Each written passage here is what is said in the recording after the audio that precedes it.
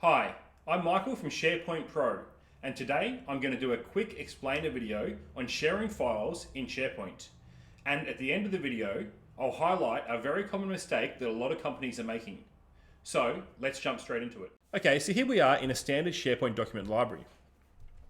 And there are quite a few options when sharing a file or folder, and I'm going to go over them now. So to share a file or folder, we select the three dots and we click Share. Now, the default way a file or folder is shared is dependent on your organization, and this can be changed in the SharePoint administration section, but I'm not going to go over that now. You can see here that in this organization, the default way that a file is shared is people you specify can edit. So that means that the email addresses I put in here will be sent a link, and that link will grant them edit access to this file or folder, even if they previously did not have access to it.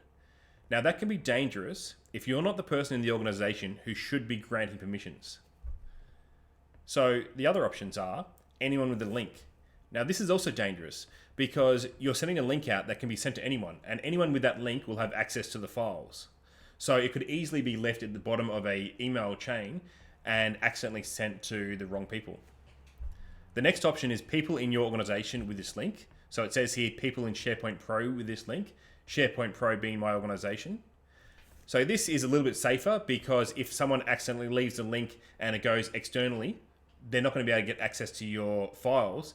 However, if you send a sensitive file that only management should see and they accidentally leave it in the email trail, then they will be granting access to people in the organization who shouldn't have access.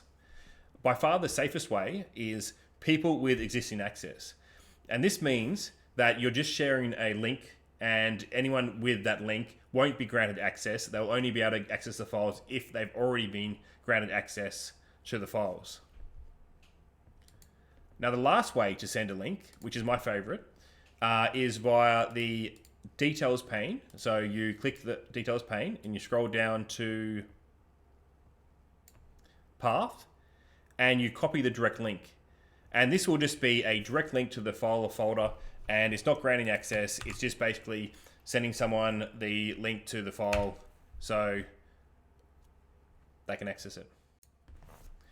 So I've been asked by organizations multiple times, how does this user have edit access to this file? They should only have read access. And the answer is always the same. It's because they have been sent a shared link which has granted them edit access by a user that shouldn't be granting that access out. So it's definitely a good idea to train your staff to be mindful of the way that they're sending a shared link. It's also good practice to set your organization's default setting to be the least most permissive link. And this way, if someone needs to send an edit link, then they have to consciously select the option. Okay, so that's all I've got for today. Thank you for watching.